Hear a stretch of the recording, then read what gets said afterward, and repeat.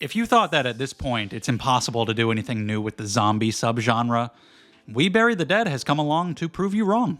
I saw this at an early screening. It'll be out on January 2nd. No spoilers, don't worry. But this is written and directed by Zak Hilditch, and it covers this basically chemical weapon that accidentally gets released in Tasmania, instantly killing 500,000 people. And Daisy Ridley plays the main character who volunteers to go there as part of a body retrieval unit to help clean up. But some of the bodies are not staying dead. Some of them are rising back up, and her husband was there at the time of the disaster, so she is looking for his body, trying to see if he's dead or if he is come back. And if maybe there could be even a spark of humanity remaining within him. Because that's one of the unique things this movie does.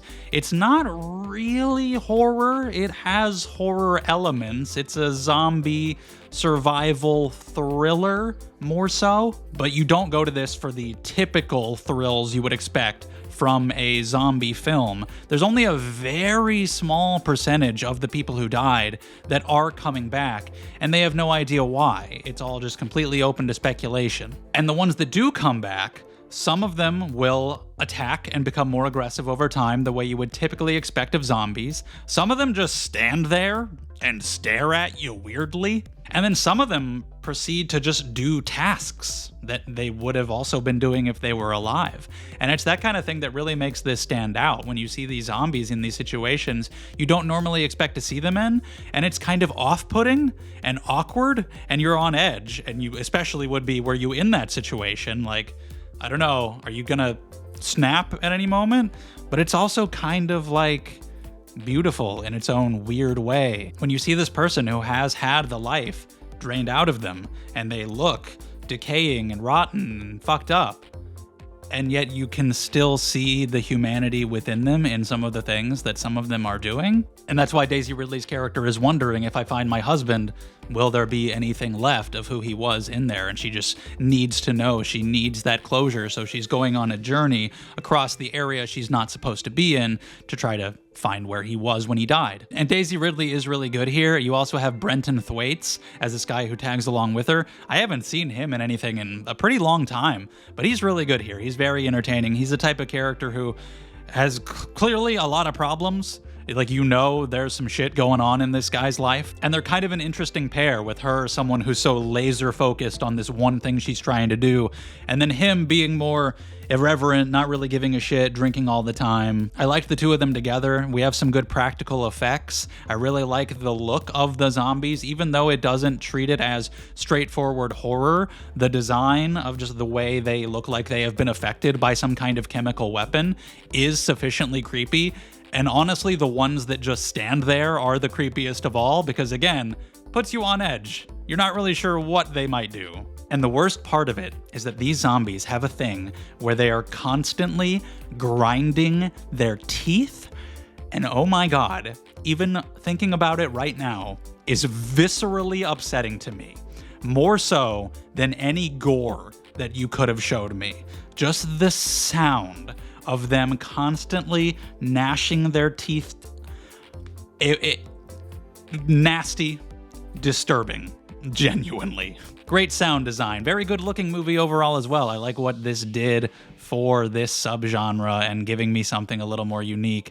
I don't think it fully works. This is probably not something that I would rewatch, and that's mainly because I didn't really feel that strong of an emotional connection to our lead and to her journey. For a really large portion of the movie, I didn't feel like I really knew a whole lot about her. I knew she was focused on finding her husband. I know that's her mission, but learning more about who she really is, and especially what the relationship, the dynamic was like with her and her husband, it takes until the end of the movie before you really find anything out about that that's specific at all. Throughout the movie, you just see these little tiny flashbacks showing brief glimpses of normalcy in her old life. You don't really get to find out anything, and by the time you finally get more revealed at the end, it feels like too little too late. What you get is somewhat interesting. It reframes certain things, makes you reconsider what kind of closure she was actually looking for, and, you know, how she was reacting at certain points earlier in the movie, but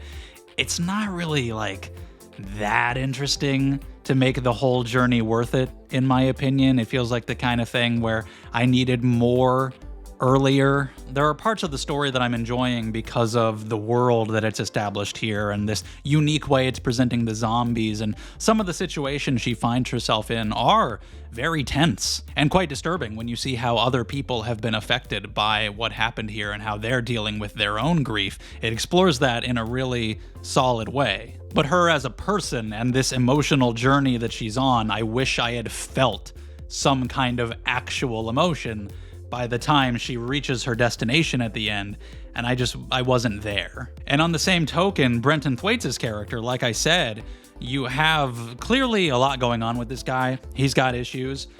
Even that takes until the very end before anything specific is revealed, and there's a large chunk of the movie that he's not even in. And that was a big bummer, because I really like the two of them together, and it seems like he's going to be around the whole time. And then very unceremoniously for a long time, he's just not. So I really think it could have helped the middle section of the movie if you had the two of them to bounce off each other, to have dialogue, to give us characterization and backstory for the both of them.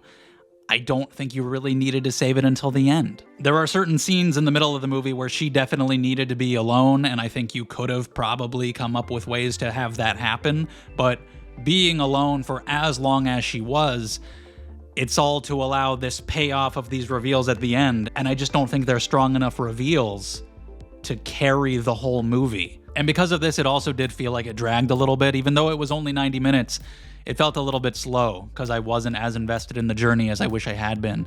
But I do still recommend it if you're a fan of zombies and you want to see them in a bit of a different light. If you want something that is a little slower, that is a little bit of a different take on what they might be like, and focuses on the humanity of the situation. I like how it was different, and I appreciate that direction. Maybe like a matinee or a streaming type of movie if it interests you. Just make sure you don't go in expecting a full-blown zombie horror apocalyptic thriller, because you're going to be majorly disappointed. That is not what this is. But I'd give it like a solid 6 or so out of 10.